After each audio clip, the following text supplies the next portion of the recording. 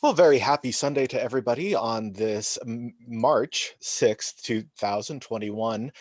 We have a brisk summer morning this morning, but we are warmed by the presence of Donna Smith, who gave the service the talkative roommate in your head. So, Donna, thank you very much for being here. Michael, did you say March 6th? Yeah. May 6th. June. Try June. That's on. Yeah, you're right. That's on recording. You know, you could have just let it go. It's like you, Well, then it's not as much fun. I didn't know if I that we was. would do better this time. Probably will start right now. Yes. yeah, but then I'd have to go in and edit, and I don't feel No, like we'll that. just Yeah. leave it as No. All right. Well, My hey, apologies. look, no, yeah, well, whatever. All right. Come to the professionalism that you come to expect from me. I will move the microphone to JC, who wanted to go first. Well, when I saw the title of your sermon, Donna, I thought, I know this. And I turned it on anyway. And I'm really glad I did, because you've given different parts of that chatter names. So it's much easier to do something about it other than just try to shake your head and have them go away. So thank you for your clarity and for your continually telling us that we can do this because you did. And that's always nice. So lead by example. right. Okay, you put a lot of pressure on me right there, JC. Let's put Well, it this no, way. it's just No, thank you very possible. much. I can say when I'm listening to the roommate as if that's me, I can say, wait a minute. Donna would have to would tell me, no, you got this wrong.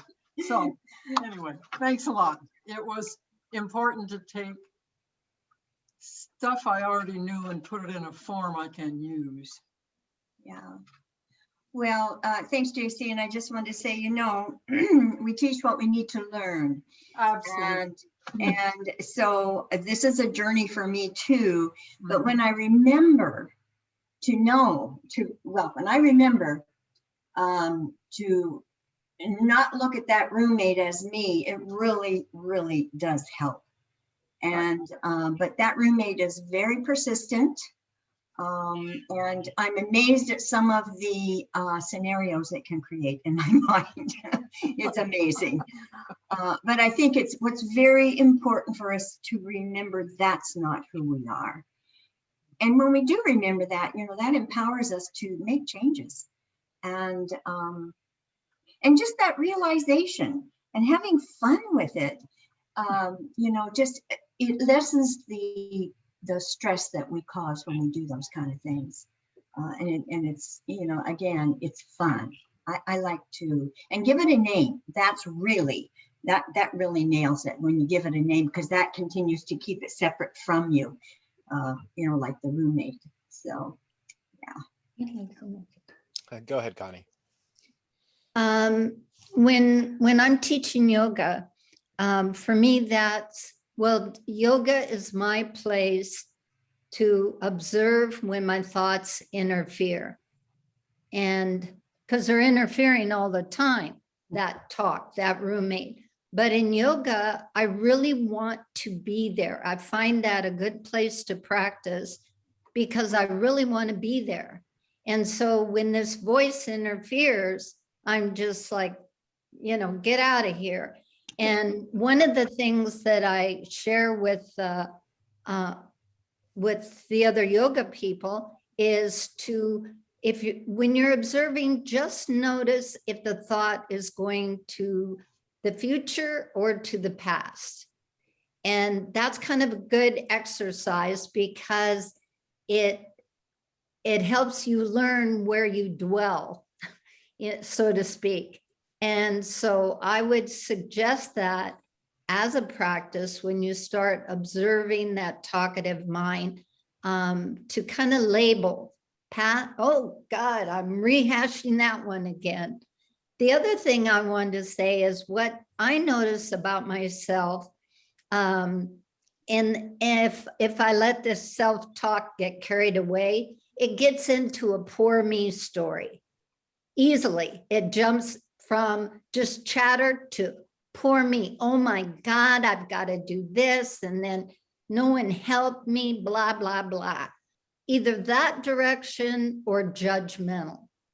So that's another thing I've been able to observe. Like, what is the content of this self-talk that's going on, this roommate? Anyhow, that's Great. Thank you, Connie. I love that, identifying it as the past or the future, because that takes you right out of the now. So if you can do that, that's empowering. Yes, thank you very much for that.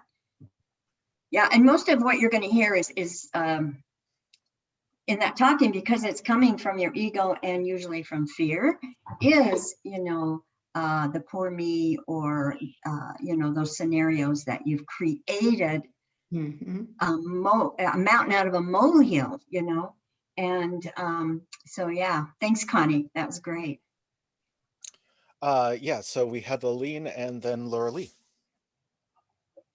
I thought was how grateful I am. I think I'm going to make a recording of that and play it in the car all the way to Boise, Idaho, when we go to the wedding for JC's grandson. We will not know very many people there, and there'll probably be, in fact, a lot of people that we don't know, and probably a very mixed group of opinions and thoughts and politics and religious orientations or lack of, all kinds of things. So I have decided that my catchword the entire time I'm there is simply going to be aware. Just look, just watch. Because I could fill my head with lots of shit. Oh, I love your choice of words. You're not alone. Yes. Well, that will be a fun journey for you. And if you name your roommate, you can talk to her inside instead of outside too. That will be nice.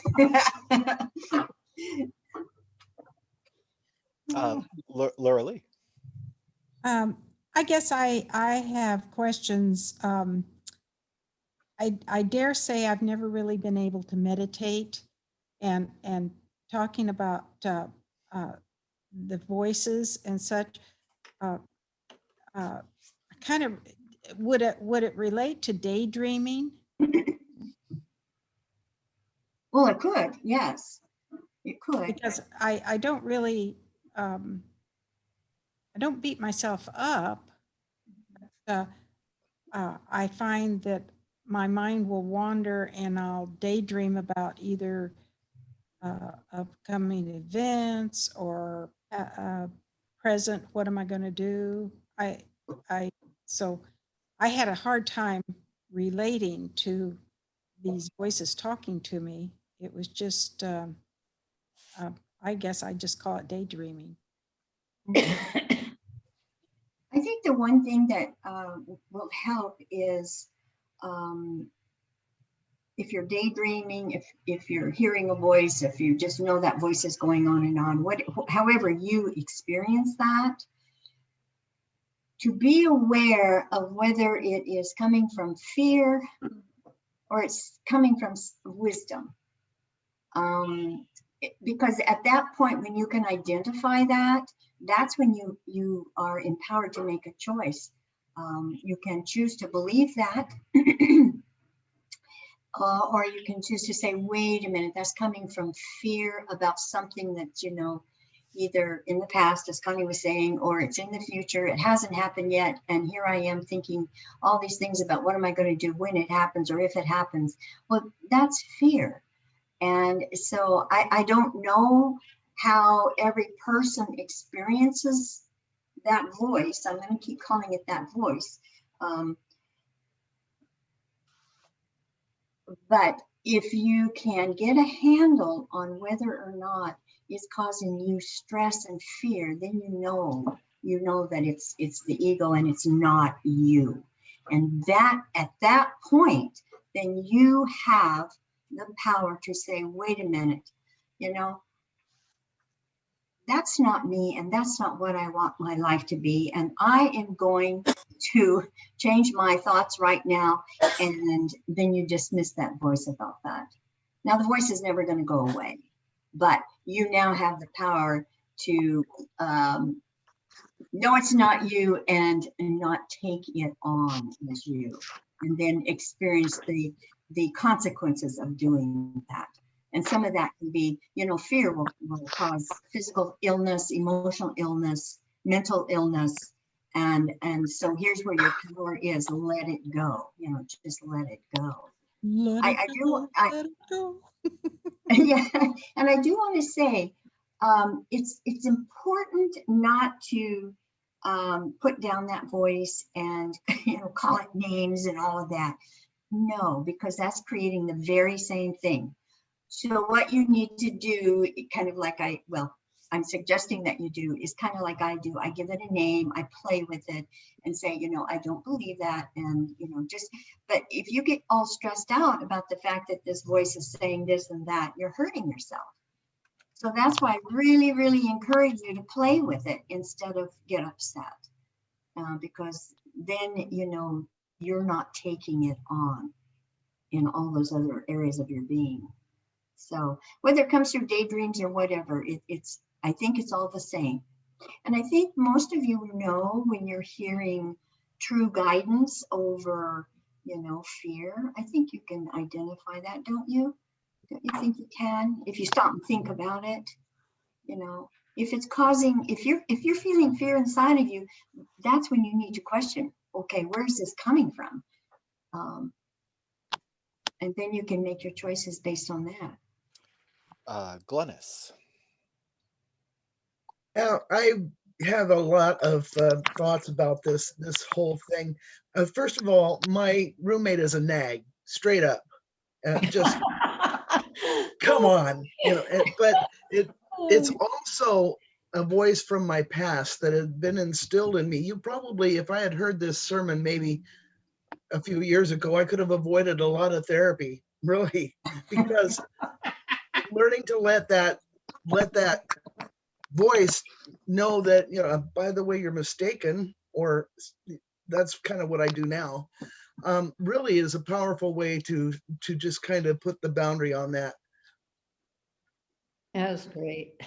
Yeah, and just really remember, it is not you. Right. It is not you. And so that's very important. It did come from fear. And it was not even the fear that I actually started with. It was my mother's fear. Mm-hmm. And then that went on generationally until I finally learned to let that go. Yeah. And realize that's not me. Go ahead. No, it's all yours, Donna. Oh, thank you. I was just going to say the origins of our fears, can go back many, many lifetimes. Who knows where they come from? A lot of them you may remember in this lifetime when you're a child or whatever, but some of them are so deep seated that we can't even relate them to this lifetime. Right. You can still let them go when you decide they're not you, and and that will make it easy to let it go. Yeah. I guess my question would be, if it's not you, then who is it? It's your ego. And our ego is not part of us? The ego is an experience that you're having, but it is not who you truly are. But if it takes on the qualities of a personality, is that personality distinct from us? It is the fear that you are experiencing in your life. And when you're coming from your ego, which is fear, you know, you are building up all of this energy within you, and it's fearful. And in order to get a release from that, that voice is how we tend to release it. So we take this fear and then we create these scenarios or whatever to help us to release that energy, that fearful energy that is there. I see the fearful energy as being caused by the world and what we're seeing right now, our past experiences. That's all built up. And so actually the voice is helping you release that. You gave it the job to do, to help you. And that's how it helps you, when you can talk about it. And that's good. I'm not saying that's bad. But what I'm saying is to just remember, you're not that voice. You're the one that's hearing it. You're the one that's having an experience. But who you truly are is a divine being that is not in the physical form. I mean, your truth is you have a body, you're having an experience. Yes, you have these, but they are not you, your depth, the essence of who you are. Because you know our bodies die. And if you believe in reincarnation, here you come back in a different body, you have different experiences. And all of these things are passing experiences, moments, whatever you want to call it. But in the, you know, I call it the witness, that part of you that is always, always there and true. And that's who you really are. And the experiences are, and I'm saying this from my perspective, but the experiences that we are having are experiences to help us learn, because for me, my soul has decided I need to come here to experience something, learn something, or whatever. So our life experiences are for that purpose. And if we can come in and learn that these are not who we really are, then we can, for me anyway, we can learn in a more gentle way. Because you know, some of us have such great suffering, and so if we can remember who we are, I think that suffering can lessen, and we can learn in a more graceful way what we came here to learn, whatever that is for, you know, for each of us. And that's my perspective on it. Thank you. Connie and then JC. I'd like to just say, in response to Glennis's name tag for her voice, the nag, another thing could be the teacher. That this voice is ourselves struggling to interpret this world. I think that's part of it. And it's kind of how we pull away from our trust in ourselves, you know, observing this world or taking it in, and then we have to start interpreting it. And I think it's a teacher in that we can learn how we interpret the world through that chatter. Like, oh God, you know, I'm judgmental, I'm this or that. So I'm going to call mine the teacher, Glennis, instead of the nag.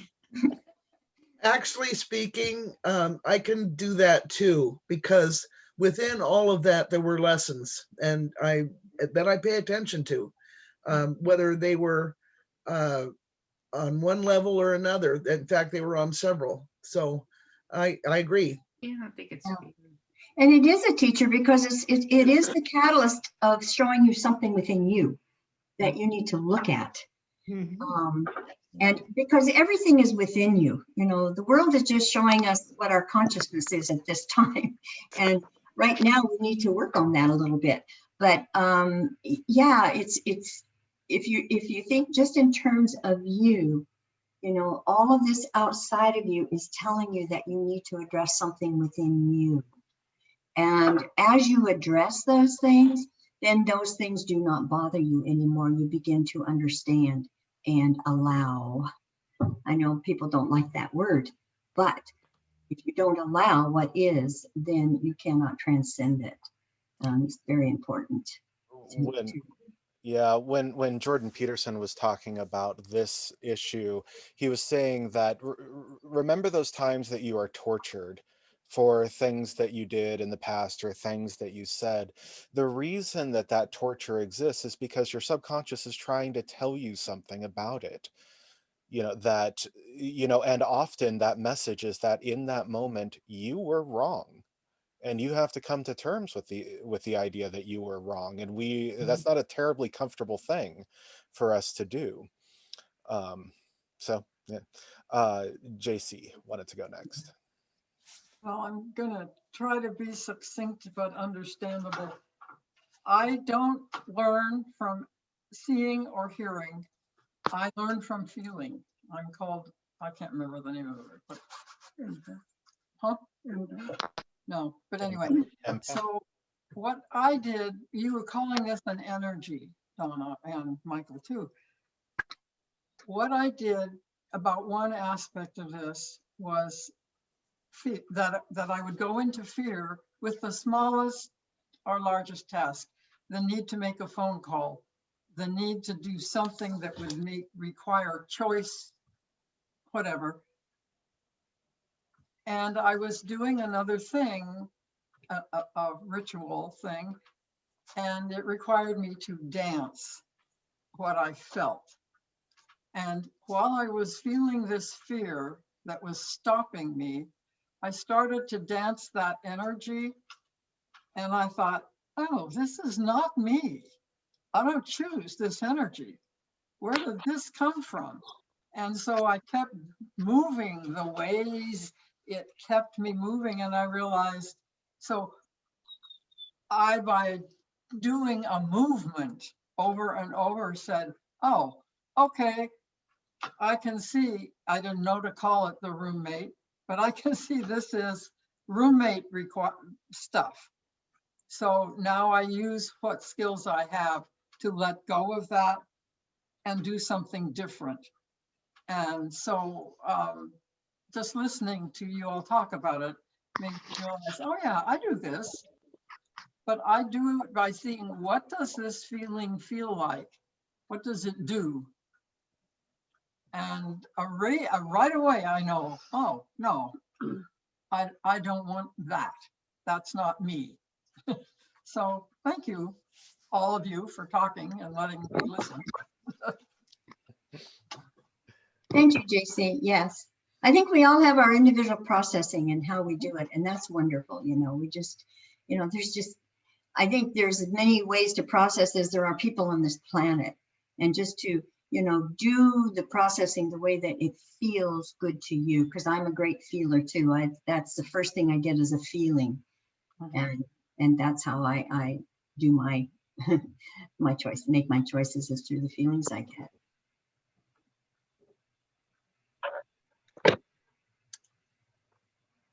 Hi, Anne. Saw you come in.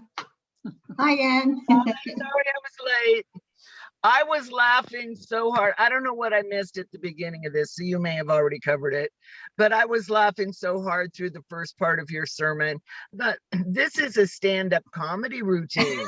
Oh my God, my first chuckle was so loud. I thought, I'm so glad we're not in the sanctuary. I don't remember what the first thing you said was that just made me go, oh God, and laughing. So that's right in to listen. And yeah, just in fact, I as we sat down, me and my roommate, I said, we're just gonna listen. I'm not gonna listen to you. Together we're gonna listen to Donna. And it worked. So we can talk about this later. But I need you to be quiet so we can together hear Donna, and it worked. It was very nice. Thank you. But it was so funny. Well, that was those were mild discussions between me and Donna Darling. Let me tell you, we've had some other ones too. And, but I just, I start laughing at myself, because when I really start looking at it as my roommate and this is going on, it's really quite funny. I think most people in this world are too serious. And when we can take these things that we're experiencing and put a little bit of fun in it, you know, it's going to help us tremendously.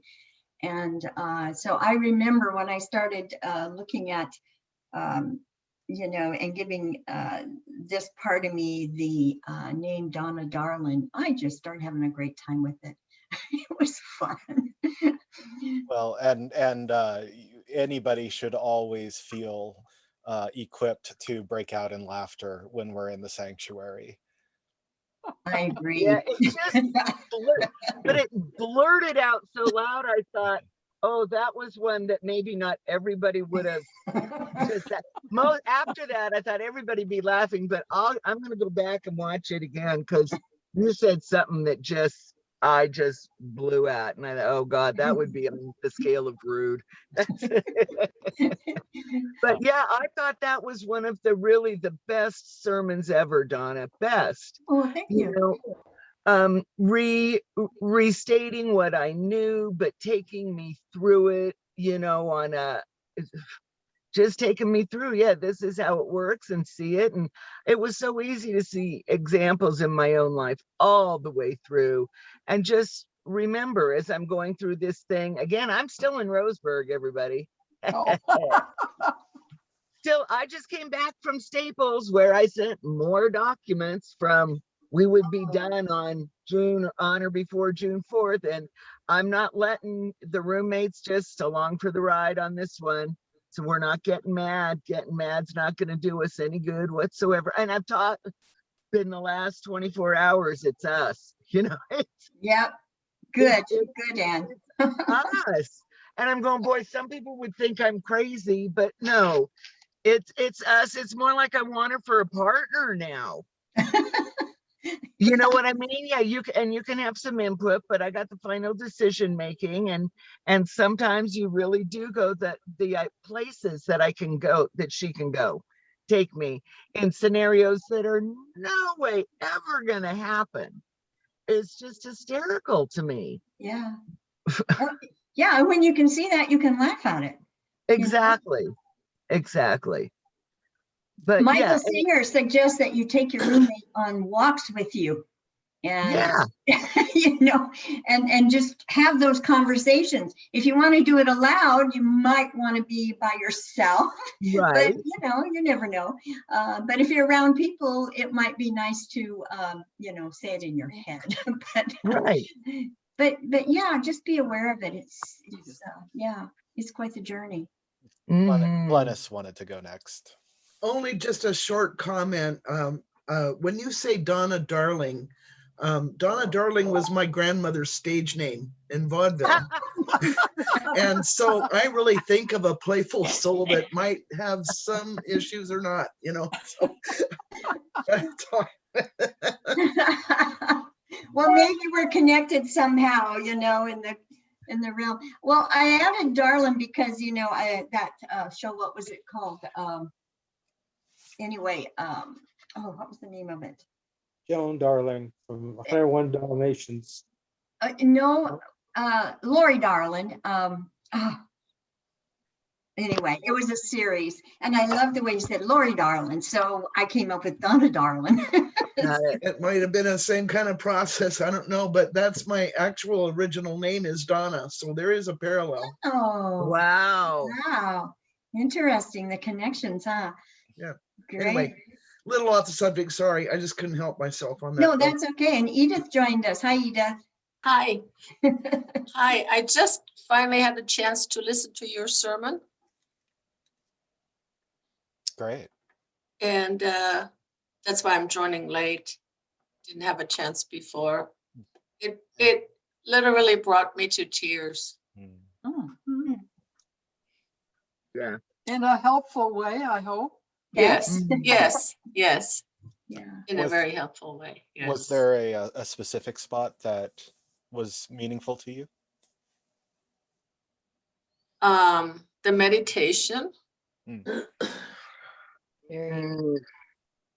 focusing on someone that has meant a lot in your life. Yeah. That really helped me. Good. Yeah. And the beautiful music, I imagine. Oh, yes. Oh, yeah. Absolutely. It wouldn't be the same without the beautiful music, Right. let me tell you. Yes. Not the same at all. That It's yes, that was a joke, people. But it's also the truth, Michael.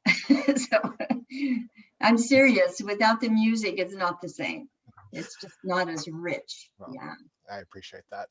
Yes. Well, it would be nice to hear from somebody who hasn't spoken yet. We've got the Peanut Gallery. Yeah. Paul? Go ahead, Paul. Well, my inner roommate is a Libra. And so sometimes there's this weighing back and forth about this or that. And sometimes I have to get out of myself and let them work it out. But actually, I think that inner roommate is the core of wisdom. It could be wrapped up in trivial things as we go through our days, but I think at the end of the day, this is where this is the wellspring, I think, of a lot of the wisdom that we come by in life, is by listening to our inner voice or inner roommate, no matter whether we agree with it or not on a egotistical level. It's always good to listen. Yeah, because it is showing you something. Yeah, Yes. absolutely. I'm a Libra too, and I can relate to that, Paul. Yeah, it's you know, having to have everything perfect and balanced and everything is not fun sometimes, and I have to keep reminding myself of that. So, yes, I understand. Well, how are you, Gemma? I'm good. Good. I'm gonna have to try to listen to my inner voice a little bit more. I mean, I don't pay attention to it much. Hmm. And I think that's something that maybe I just don't even think about it. But you've helped me a lot in trying to figure some things out about, you know, who is this little voice that's in my head and what's it saying and why is it saying that? So I'm going to have to spend some time focusing on that. So your sermon was really enlightening for me. Thank you. Thank you, Gemma. Yeah. I guess there is a matter of perspective that we could consider, that for many who are, say, like of the more literal Christian mindset, many of people of that persuasion believe that that voice, that critical voice, is actually the embodiment of Satan. And you know, and you have to say, "Get behind me, Satan," in order to, Mhm. you know, in order to rid yourself of that. Yeah. Same thing in Zoroastrianism. You have the character of the Angra Mainyu, who is the malevolent force in your life. But I imagine that that talkative roommate probably has just as much advice to give you as they do grief. Mhm. Yeah, because that, you know, it's telling you something. Right. You know, and it's telling you something that you need to look at, and look at in an inner way. That's how I see it. So, you know, and I don't think it matters if you want to call it Satan, if you want, whatever you want to call it, is just important to the person, you know, and Mhm. however you want to see things, and that's perfectly fine. But I think the most important thing to remember is it is not you, because when you can separate it, then you have the ability to look at it and make your choices based on that. So if you think it's Satan and you say, okay, Satan, you're not me, and I don't want to listen to this anymore, then you have a choice. So it's, you know, because people, again, as many ways to look at this as there are people on this planet, and that's okay. So what is important is take your power back. That's what's important. You know. Well, I kind of always go ahead. Oh no, we would need like 4 more hours to clarify the you not you dichotomy. I'm still like hung up on that. So anyway, So sorry. are a lot of people. Yeah, go ahead, Anne Claire. I'm sorry.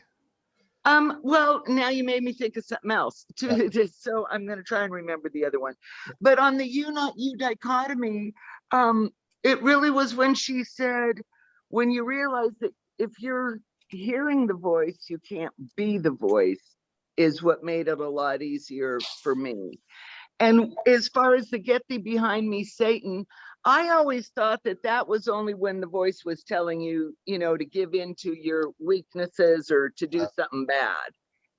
That the voice wasn't always, not necessarily Satan, but the suggestions, you know, to go out and drink if you're not supposed to, or whatever, gamble, you know, give in to your vices, that's what that was about. That's all. Well, since I brought it up, I would just say that I think we are much more inclined to give into our vices when we're beating ourselves up, right? When we're making Right. ourselves feel as low as possible, you Yeah, know? I agree. So yeah. So I think that's where that comes in. I'm sorry, Yeah. I totally just stepped on Donna's response. I apologize. You did?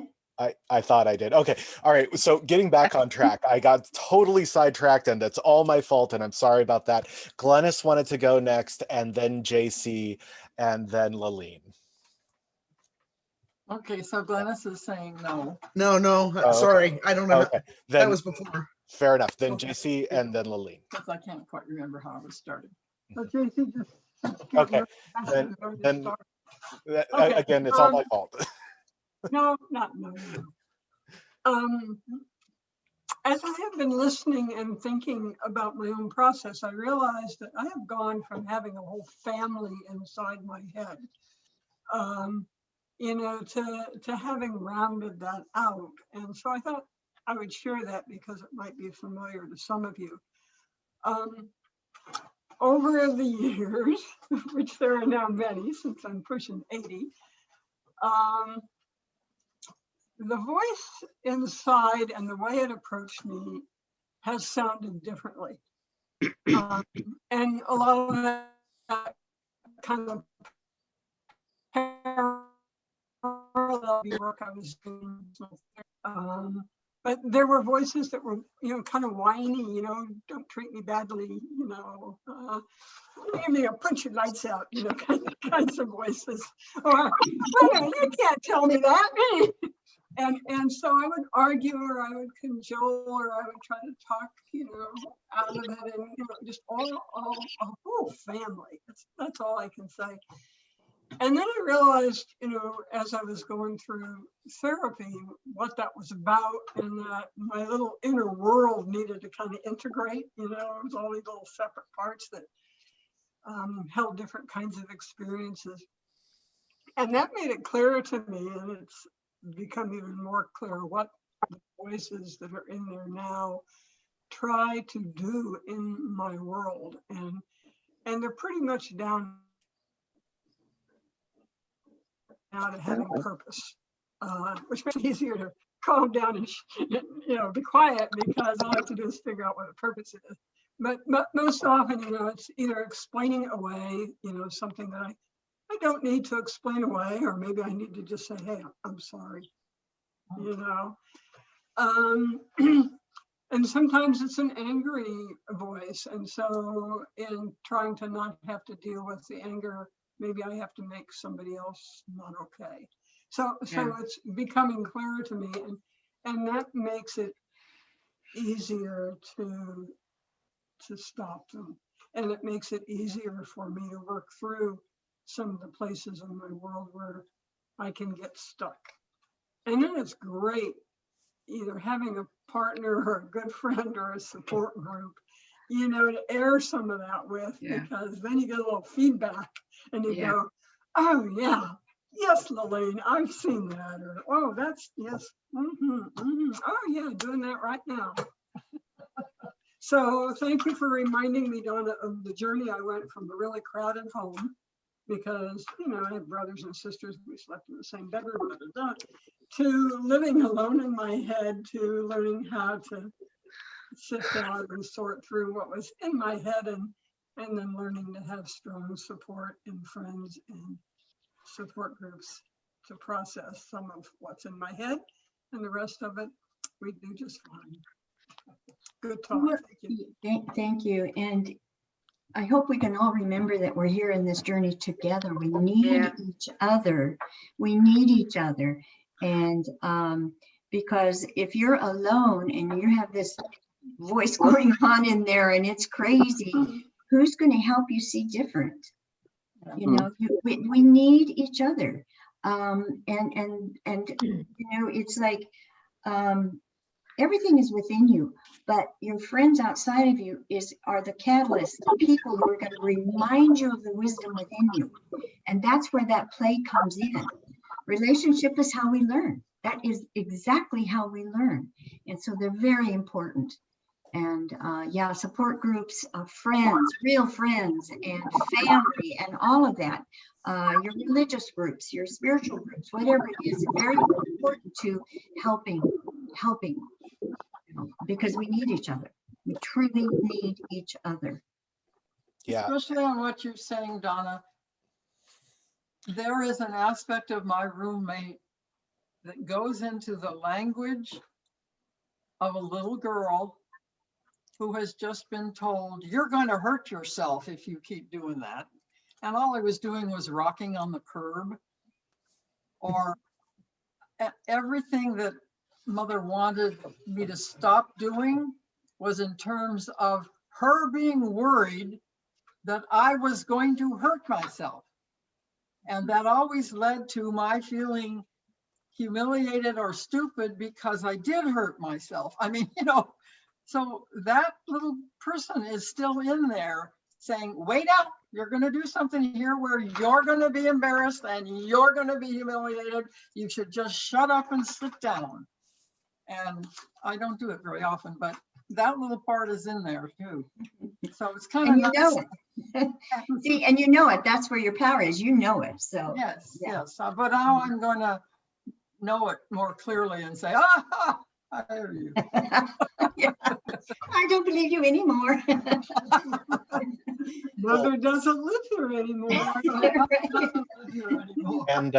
And to Donna's point about having people to lean on, we've started up the Thursday night grief and trauma support, and the Oh, link good. is Okay. So the link is in the Facebook page, Okay. and should the website ever exist, we'll probably get it up there too. So Kim wanted to go. Well, I was listening to all this and not sure if I agree or disagree with it. But then when Michael was saying that your voice could be of the devil, I'm thinking, well, I'm not always thinking those kind of bad things. So I come to the conclusion that I have both a good voice and an evil voice.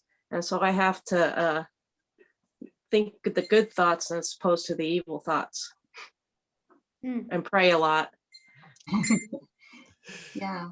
Yeah. And whatever works for you, you know, that's what's important, that it works for you.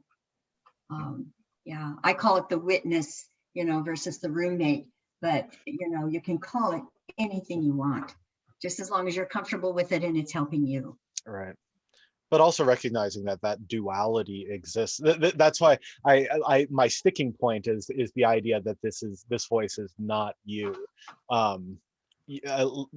For me, from my perspective, it is you, but what you are is a composite being, right? And so you have to realize that that dark and that light, it both exists in you simultaneously, and you have a choice.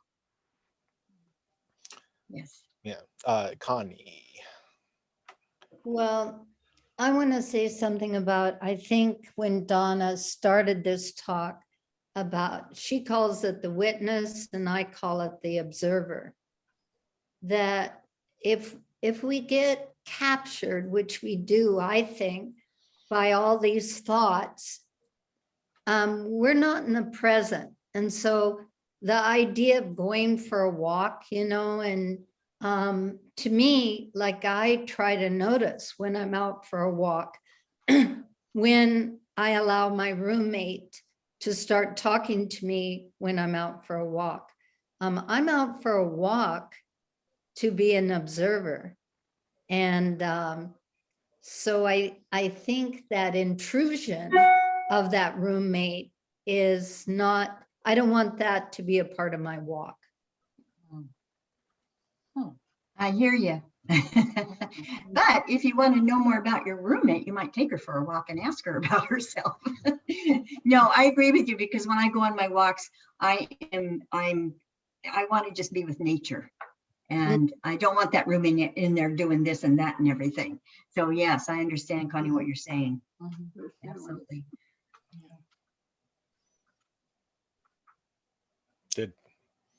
Did we? Oh, great, Edith. My roommate has a habit of showing up at 3 o'clock in the morning after I go to the bathroom. and talks to me all in should haves, could haves, might haves. Yeah. And is concentrated on the past, questioning decisions I've made. And it's very difficult to theoretically understand what Donna was saying, but it's difficult to get that thing to shut up so I can go back to sleep. Yes, that is very difficult, Edith, and I have that trouble too. Yes. Especially when once it wakes you up like that, then it's really hard to get, back into the sleep state. Yes. And I even say out loud, I don't want to think about this now. Yeah. I need to sleep. Mhm. It's just in practical terms difficult to get rid of it. Mhm. I agree. It is. So Edith, it occurs to me, if you could say, I don't want to think about this now. Mhm. I'll think about this at 10:15. Mhm. Now let me go to sleep. You probably won't remember at 10:15, but at least you made a date with it. Yeah. Someone suggested to me that I talk to about this. It's very annoying. Said, whatever it is, write it, have a piece of paper by your bedside, write it down and say, yeah, we'll discuss this later. Mhm. And then, Idea. that the writing down frees you, perhaps, of that constant thought. There's I made this I like horrible that. mistake in 50 years ago or whatever. Right. well, there, Yeah, I there's like that idea. yeah, there's also the it's a Buddhist meditation called the Holy Temple meditation. This idea that your mind is a holy temple, and so when thoughts of either the mundane or the stressful come up, you say that this is not a place for the mundane or the stressful. Now is a holy time, and I'll deal with those worldly issues later. Mhm. Mhm. Yeah. So Yeah, and one of the things that I do practice is the Zen breathing, Mhm. which I learned many years ago in college. I needed 1 unit credit, and the only thing I could find was this class, and it taught us the breathing exercises, Mhm. and also has helped me if I got into a horrible argument with someone where I was really, really upset. And I would lie down and I would just do these breathing exercises, and it really does relax you. It really does help. cool. That is something that you can actually physically do. It does relax you, and as you relax, the stress kind of goes away. And you actually find yourself yawning after you do about 6 to 8 of those exercises. Yeah. Yeah, those are all good, good techniques to help you. Mhm. It's very simple. You breathe in as much as you can, and you let your breath out as slowly as possible. That's it, basically. Yeah, that's a good one.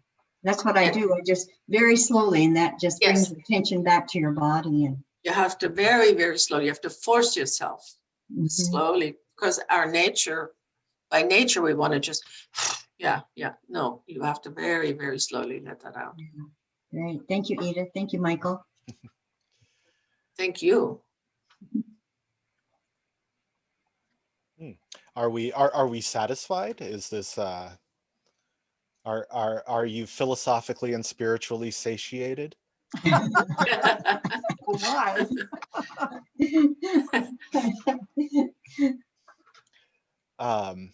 Okay. Well, gosh, Donna, thank you very much for, a very thought-provoking talk.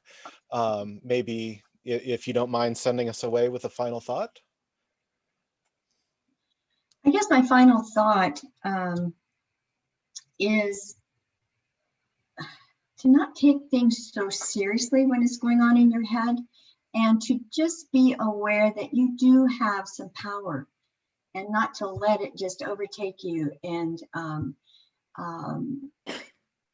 that awareness is so important. And if you can use the roommate example to help you, I really strongly suggest that you do that. Because we have to find some way out. And this one has helped me a lot. And that's why I wanted to share it with you. Yeah. So you do have the power. You have the power. You're the one that creates your life. Nobody else does. Right. So, yeah. And reject victim mentality. Yay, yes. Yes. All right. Well, So thank you all for coming, and enjoy this wonderful Sunday, the rest of it. and for anybody Everybody. listening online, if you could like, comment, subscribe, that would be great. And for everybody else, have a beautiful Sunday. We'll see you next week. In Bye, June, everybody. in Bye-bye. June 13th. June. Yes, thank you, Michael. All right. Take care. All Bye-bye. right. Bye now.